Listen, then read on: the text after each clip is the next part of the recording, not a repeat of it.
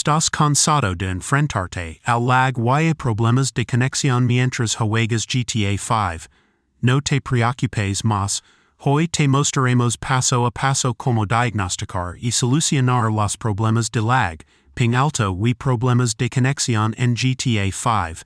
Desde optimizaciones sencillas hasta ajustes más técnicos, cubriremos todo lo necesario para mejorar tu experiencia de juego y mantener tu rendimiento en GTA 5.